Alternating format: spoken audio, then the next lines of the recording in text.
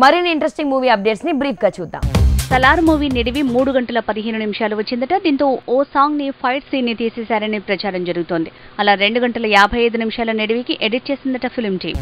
Salaar movie world wide గా 5000 screens లో release కానుంది. కేవలం యూఎస్ లోనే 1979 స్క్రీన్స్ లో రిలీజ్ చేయబోతున్నారట. ఇక డిజిటల్ శాటిలైట్ రైట్స్ 400 కోట్లు పలికాయని ప్రచారం జరుగుతోంది.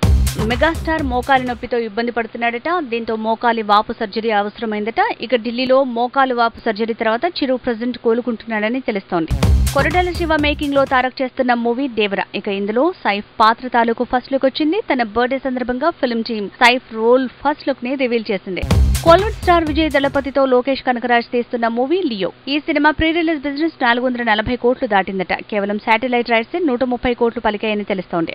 Kollywood super star Rajinikanth Jailer movie 400 కోట్ల క్లబ్ లో చేరింది. ఇక నెల్సన్ కూడా ఈ సినిమాకు సీక్వెల్ ప్లాన్ చేస్తున్నారట.